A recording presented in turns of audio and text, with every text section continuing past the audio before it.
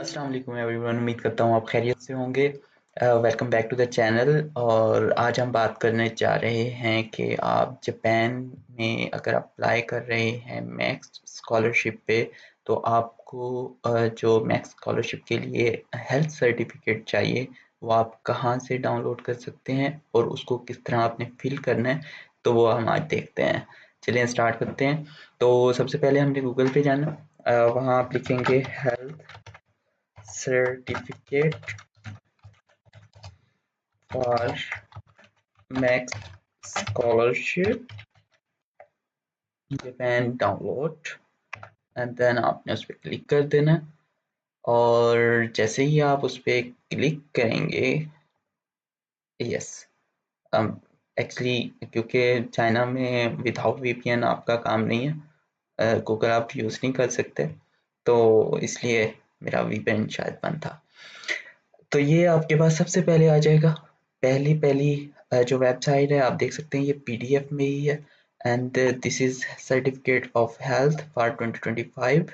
तो आपने इस पे क्लिक कर लेना है। जैसे आप क्लिक करेंगे तो सामने ही आपके पास ये देखें जी, सर्टिफिकेट आ गया है हेल्थ का। तो इट्स वेरी सिंपल। चलिए स्टार्ट करते हैं। तो इसको हमने क्या करना है, सबसे पहले आप इसे अपने पास सेव कर लेंगे, यहाँ से डाउनलोड कर लेंगे ये, ठीक है। और जैसे ही आप डाउनलोड करेंगे तो आप इसको डेस्कटॉप पे हेल्थ सर्टिफिकेट के नाम से ये आ जाएगा एंड देन आप इसको यहाँ डाउनलोड कर लेंगे। तो यहाँ से हमारे पास ये ओपन हो जाएगा। एंड ओपन होते ही अब हम इसमें देखते हैं, यहाँ आपने अपना सिंपल सा जो है जनरली नाम लिखना है। एंड यहाँ आपने सरनेम यानी फर्स्ट नेम जो आपका होता है और गिवन नेम, ये यूजुअली जो आपके पासपोर्ट पे होता है नाम, वो आपने यहाँ लिखना होता है। और यहाँ अगर आपके नाम के 3 पार्ट हैं तो उसका जो मिडल पार्ट है वो आप यहाँ लिख देंगे। सिंपली अपना जेंडर मेंशन करना है और डेट ऑफ बर्थ, ये ईयर्स मंथ एंड डेट। उसके बाद अगर नीचे चलें तो यहाँ आपको कुछ फिजिकल एग्जामिनेशन की जो पॉइंट्स हैं वो रिक्वायर होंगे, लाइक जनरल सा हाइट है। आप ये आप आई होप कि ये जनरली सबको मालूम होती है, लेकिन अगर आपको मालूम नहीं है तो आप करीबी किसी भी हॉस्पिटल में जाके वहाँ आप ये अपनी हाइट वगैरह, वेट, घर में मोस्टली मशीन होती है वेट की, तो आप वहाँ से अपनी ये चीज़ें चेक कर सकते हैं।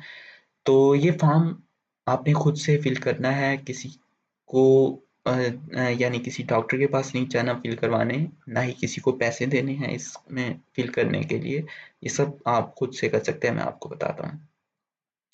तो यहाँ अगर आप देखें हाइट आपने लिख देनी है। फॉर एग्जांपल अगर आपकी हाइट ले लेते हैं 168 सेंटीमीटर्स में, ठीक है।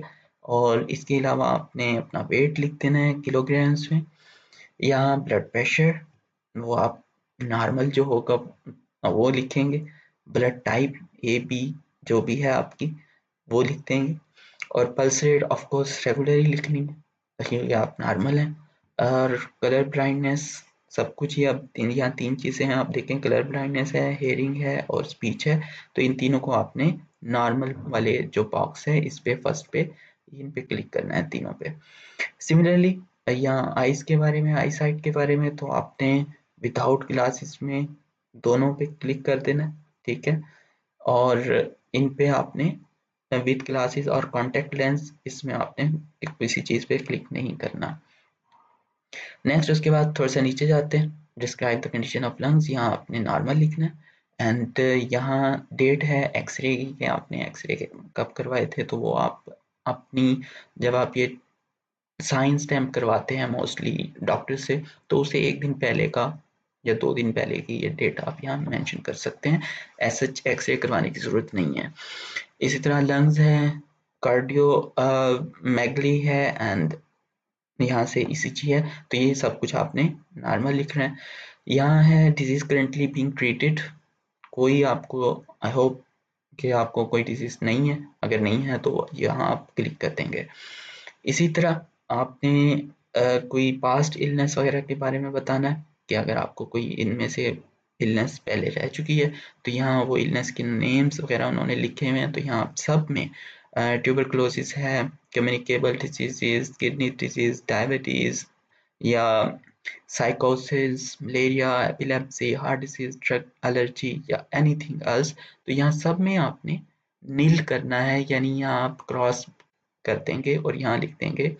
यहाँ कुछ नहीं लिखना, यहाँ जस्ट आपने क्रॉस कर देना है या नील कर देना, ये इनके साथ, ठीक है, दोनों साइडों पे। और इसी तरह आपने नीचे जाना है, लेबॉरेटरी टेस्ट की जगह पे यहाँ ये लाइन आप देख लेंगे तो आप यहाँ लिख देंगे कि तमाम all laboratory reports are normal. उसके बाद ये थोड़ा सा लेबॉरेटरी टेस्ट की अगर हम बात करें, ये भी आपको करवाने की ज़रूरत नहीं है, ये नॉर्मल रेंजेस आपको गूगल पे मिल जाएंगी। आपने सिंपली क्या करना है, नॉर्मल ग्लूकोज रेंज देखनी है, यूरिनालिसिस, क्योंकि यूरिन के हवाले से यूरिन टेस्ट किया जाता है, तो यूरिन का, तो उसके हवाले से आपने अपने गूगल से नॉर्मल रेंजेस देख के वो आपने यहाँ इसमें ऐड कर देनी है। Same for the ESR, GPT, white blood cell, haemoglobin, anaemia, तो ये चीज़ें आपने क्या करना है, गूगल करना है और वहाँ से नॉर्मल रेंजेस इनकी बिल्कुल सेम आपने ये लिखने हैं, इनके कीवर्ड्स गूगल पे, उनकी आके उसके आपने लिखना है नॉर्मल रेंज। और चलें एक हम ट्राई भी कर लेते हैं कि फॉर एग्जांपल हम यहाँ से ले लेते हैं ग्लूकोज या प्रोटीन ले लेते हैं, प्रोटीन नॉर्मल रेंज, ठीक है, तो normal range of protein in urine, yes. तो अब हम इसमें देखते हैं कि इसमें हमें नॉर्मल रेंज आ जाएगी यहाँ से 0 to 14 मिलीग्राम।